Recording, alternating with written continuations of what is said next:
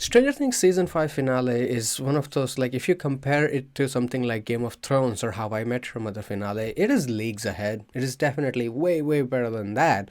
But on its own, compared to the earlier seasons of the show, it is not that good. I think once the hype train dies down and people look back on this finale, they will see a very underwhelming episode with some amazing moments in it. Something that is good but could have been so much better than what we got. And talking of amazing moments, the one thing I have to mention right now is Joyce killing Vecna. Oh my god, that was just phenomenal. Like all those 11 hits and how they were intercut in between all the damage and suffering Vecna has caused, and just Winona Ryder going ham with that axe. That was just so satisfying to watch. Not just that, but this entire idea of that this building inside where Vecna was living is the spider monster, and how it comes to life, and how that monster and Vecna both are just one being. It was amazing. But at the same time, when you think about it, where the hell are all the demigorgons or demidogs or those crazy bats that killed Eddie? Like, where is entire Vecna's army? And don't get me wrong, like that entire battle sequence does look phenomenal. But if you think about it, after 5 seasons, 9 years of wait, and 3 years between like season 4 and 5, by the way, like after waiting this long, the final battle of Stranger Things is actually shorter than Twilight. It's not even a joke. Like, I went back and I checked. The Battle of Twilight is minutes wise longer than Stranger Things. I'm not implying that the battle in Twilight was better, no. What I mean is that it is way too short, and more importantly, it was way too straightforward and one-sided. They just discover the monster, go in, their first plan immediately works, and then they defeat it. It could have been so much more complex than this. Like, you have the military angles, you have the entire like demigorgon army, you have the Vecna himself, you have the spider monsters, you have this large cast in their final episode, so you can injure or kill anyone however you want. But instead what we get is like 10 tons of plot armor where nobody even gets injured, forget about dying, and Vecna gets killed in the first attempt. The final battle could have been so much complex in its presentation, but instead what we get is that bunch of 17-year-olds with no prior training climb up this hill in less than 5 seconds, and Nancy outran the spider monster. Okay. On top of that, whatever backstory we got about Henry was so unsatisfying. They built up this cave for so long, and yeah, we get a little bit new material compared to last episode, but it is mostly just the same. But what truly pissed me off is just how Henry enters the cave. I thought there would be much better reason on how he manages to enter the cave, instead of just because he was angry because Derek told him to suck a fat one. But thankfully, after Henry enters the cave, the performance by Jeremy Campbell Bowell is phenomenal.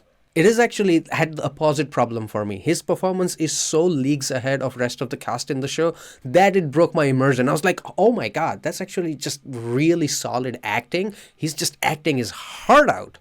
And overall, I love the idea that he rejects Will's proposal of coming to the good side, and he just says that, no, this is who I am and this is what I have embraced, and I'm gonna bring death. That entire sequence was great. But then I also wonder, like, what was the whole purpose of making Henry the classmate of Joyce and Hopper? Like, I thought we will get more backstory of their school time, and maybe something happened and that's why he knows all of these people, why he chose Will of all the available kids. No, none of that. Like, zero. The entire backstory section was just done so dirty. And talking about being done dirty, Kali. What the hell? Imagine being in the biggest show in the world right now and your contribution is being the most disliked character. Just, I feel so bad for the actress. But only thing her inclusion in the show did is made me hate Hopper so much. He's just a horrible person, the way he treats Kali, and how he's so selfish about what he wants just because he has a traumatic past. I understand him being emotional, but this lack of humanity he shows towards Kali throughout the whole episode is just awful. He only goes back to save her because Eleven told him. And what pisses me off is that they are sad for like 2 minutes. And not a single member of the team even asks like, oh, where the hell is Kali? What happened to her? Oh, she died or whatever. She had just as traumatic life as 11, actually even worse. And this is what she gets at the end. God, I hate Hopper so much, like this throughout whole season. But the good thing is that her getting shot immediately leads into one of the best scene in the episode. 11 coming in, cold-blooded, wiping out that entire room full of military people, and then forcing that jackass to shoot himself. I was like, do it. I was so worried that, that they will pull the punch or they will try to be nice. Nope. It's just full brutal, and it was amazing.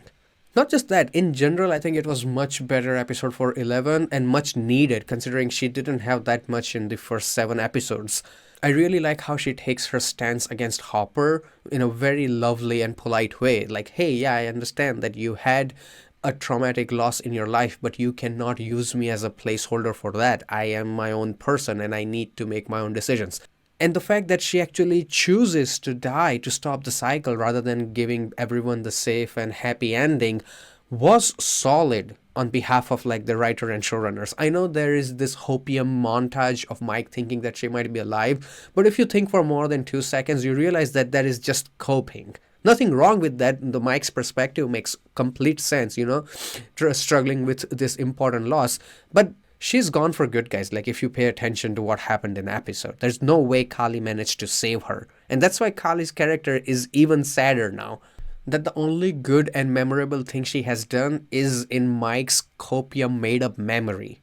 Personally, for me, the idea of 11 actually being dead makes the show and story so much better than she just appearing out of nowhere. Talking of appearing out of nowhere, the military. I have never liked anything to do with military in this show, like from the beginning. They are my least favorite aspect of it, but I take it, like it's just part of the story. But this season, oh my god, like if you're gonna spend so much time with military, preparing them as like, oh, the big bad military is coming, it's gonna be the threat, oh, they caught him, and then suddenly do an 18-month time skip, you don't explain shit, and suddenly now everyone is free and military is gone. I feel so insulted by investing time in that storyline. I think after the spider monster battle, this was my second least favorite moment in the episode. But do you know what was surprisingly good? Holly and her character arc. I still believe that she ends up eating a lot of the necessary time, but considering how little of a damn showrunners have given about pacing, I'll just take it. Holly, the actress who plays it, how she was set up and how she does her finally heroic blow to the Vecna, being fearless, leading those kids out of the danger, everything was top notch. So at the end, for me, Holly is actually a really good character with very satisfying ending. The only problem is that she was put into the wrong season. That's it. And even though so far I have glazed this show so much in terms of like the production and visuals, I think the finale left a lot to be desired in that part as well. And thanks to the person who compared both of these max scenes from season 4 and 5, you can notice that despite being more expensive, this season actually looks worse. And I think it is not the fact of special effects team. I think most of the budget actually went into actors. But still, like, it is not like horrible or anything. It's just compared to season 4, this season does overall look weaker. Surprisingly, Max didn't have that much to do this episode. She was basically on the level of Robin's girlfriend. But still, I'm really happy she got the happy ending with Lucas. Her and Caleb both are one of the better actors from the gang. But out of all of this season, my absolute favorite character has to be Dustin. Like, his performance throughout entire season has been great. And that final conversation that he has with his mother just shows him as such like a developed and mature, like emotionally responsible kid. Like, you want to take more pictures, let's do it. So overall, yeah, Dustin has to be my favorite character this season, and Hopper has to be my least favorite character this season. I also really like how Derek's character went from being a bully to just this really cute guy who is waving at Mike. The awkwardness in that scene was so innocent. And those kids better apologize to Holly now. Like, the way they ganged up on this poor kid and beat the shit out of her, an apology scene from that would have been nice, But despite all of this, what genuinely broke my brain during this episode is just how long the epilogue was. Like 44 minutes of goodbyes? Like, you did not spend enough time on the monster battle. There is just so much that was rushed during this season, but you still have time for 44 minutes of ha ha hey hey what happened after the main story ended? Then, do you know what's the saddest part? The season 3 epilogue was much shorter yet way more effective than season 5. And despite being this long, we still didn't get any of the scene with Robin and her girlfriend going on the date. We don't know what happened to Derek's parents. We completely skip out on how all entire team escapes the military. But despite all of this, man, I would be lying if I said that I didn't feel something. I did. Okay, especially that entire sequence where Mike and the gang is playing Dungeons and Dragons and he gives all the conclusion of the characters.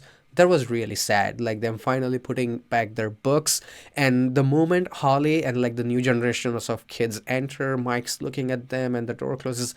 That was very sad, and it did make me realize that there will be no more of Stranger Things to complain about, and that does make me sad.